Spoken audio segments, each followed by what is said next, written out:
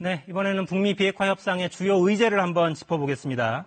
핵심은 북한의 핵시설, 그리고 미사일, 그러니까 핵무기를 실어 나를 무기가 되겠죠.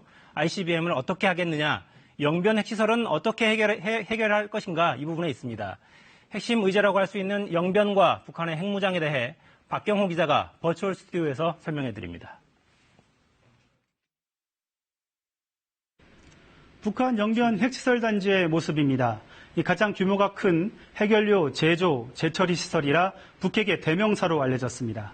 가장 먼저 눈에 띄는 것은 긴 굴뚝을 갖고 있는 5메가와트급 원자로입니다. 그 옆이 사용 후 핵연료 보관 시설이고요.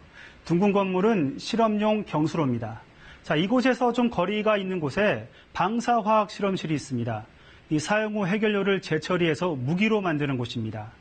핵연료를 제조, 사용하는 원자로 등의 시설과 이를 재처리해서 무기로 만드는 방사화학 실험실, 이 두 곳이 비핵화의 핵심 대상 시설입니다.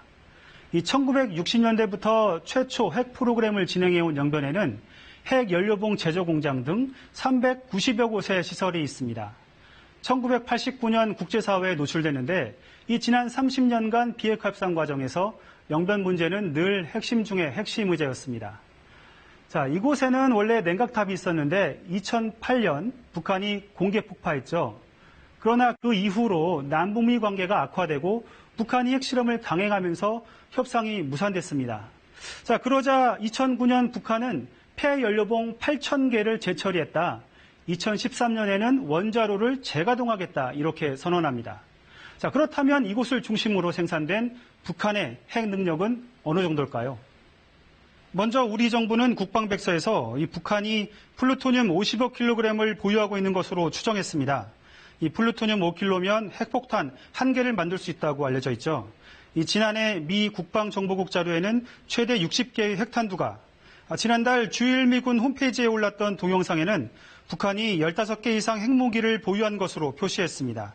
직접 북한 영변 핵시설을 보았던 해커 박사는 최근 보고서에서 북한이 37개의 핵무기를 보유한 것으로 추산했습니다. 자, 이번 협상에서 핵심 쟁점으로 예상되는 건 바로 핵폭탄의 또 다른 원료인 고농축 우라늄입니다. 이 고농축 우라늄탄은 플루토늄 탄보다 소형화에도 유리하고 유지, 보관도 용이하지만 제조 과정에서 발견하기가 어렵습니다. 2000년대 핵협상 과정에서 파악된 플루토늄과 달리 북한의 고농축 우라늄 프로그램은 파악된 바가 없습니다.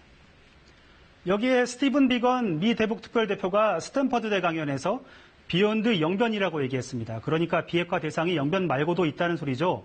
의혹을 받는 대표적 시설이 강선입니다. 2010년부터 미 정보당국이 주시한 것으로 알려졌고 영변의 2배 규모로 전해지고 있습니다. 이 외에도 핵연구소, 실험실, 우라늄 광산 등이 북한 전역에 분포되어 있습니다. 그런데 핵물질은 작고 가벼워졌다면 숨은 핵 찾기는 모래밭에서 바늘 찾기와 다름없다는 우려도 나오고 있습니다. 그러니까 핵물질과 핵무기의 실태를 파악하는 것이 급선무인데 그러기 위해서라도 사찰과 검증이 중요하다는 목소리가 높아지고 있습니다. 미국이 우려하는 또 하나의 경계 대상, 그러니까 핵탄두를 실어 나를 수단 대륙간 탄도탄 ICBM입니다.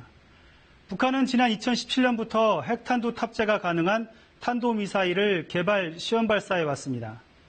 보시는 것처럼 화성 12형은 사거리가 5,000km로 알래스카까지, 화성 15형은 10,000km를 날아서 미 중서부 본토까지 도달할 수 있는 것으로 파악됩니다. 북한은 이 ICBM들을 특정 기지 안에서는 물론 이동식 발사대를 통해 수시로 장소를 옮겨가며 발사할 수 있습니다. 여기에 잠수함을 통해서 비밀스럽게 접근한 뒤 발사할 수 있는 북극성 미사일도 꾸준히 개발해 온 것으로 알려졌습니다. KBS 뉴스 박경호입니다.